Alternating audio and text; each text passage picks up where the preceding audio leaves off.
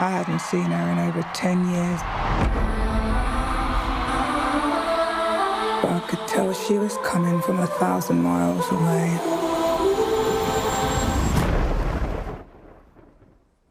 When a pop star begs her estranged best friend to make one final dress for the performance of a lifetime, old wounds come back to haunt them. The gothic melodrama Mother Mary from writer-director David Lowery stars Anne Hathaway and Michaela Coel. And in a Canadian broadcast exclusive, they all join me now. Hi, Anne. Hi, David. Hi, Michaela. Hi.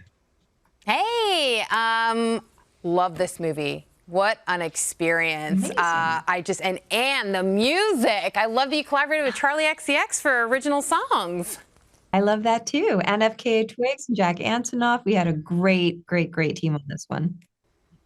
Wow.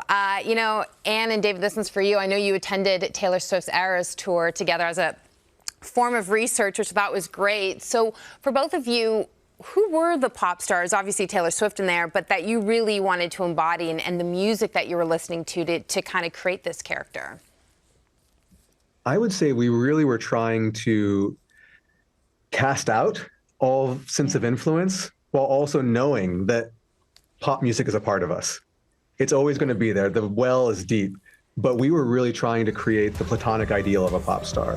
What I was trying to do was immerse myself in the sounds that have been popular for the last 20 years and to try to come up with something that could have lived alongside of them but still had its own identity. So that was the goal. But I did watch a lot of tour documentaries just to see what pop stars are like, you know, when they're building their shows. And so I got very into that and I watched a lot of those.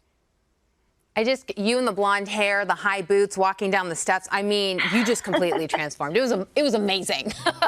Thank you. Michaela, talking about amazing. I could have watched 3 more hours of you and Anne just talking and acting opposite each other. I mean, this film really at times felt like I was watching a stage play with just the two of you. You were so good. How intense was this experience for you? It's pretty intense. Yeah. Even the production design, you know, I remember walking in to the barn, which is where Sam Anselm creates her visions, and that's where most of my scenes took place. And I saw the mannequins, the lighting, the wood, and I sort of snuck off to a corner in the dark where no one could see me, and I just cried a little bit. And obviously working with Anne pushed me even further into this very dramatic, personal, tense relationship, and I loved it. It's not something that exhausted or depleted me. I think it just kept feeding me. I love that. I mean, you two together were honestly hypnotic. Now, the fashion in this film, one could say, is almost supernatural. So I want to know, Michaela and Anne, for both of you in your careers, have there been fashion moments for you personally that have felt transformative? Yeah, absolutely. I think there have been moments, especially I think because I started acting so young, when I was so young, there have been moments when I put on something and I felt like I got to step into another stage of my life. But I have to say the most transformative part of fashion for me is always the relationship that you have with the designer.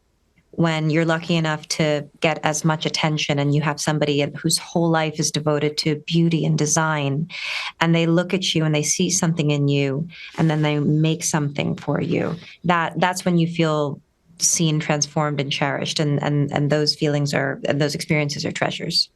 Yeah, I would have to agree with Anne on that. And you know, I can't help but think of my mother. My mom made all of my red carpet dresses in the beginning of my career.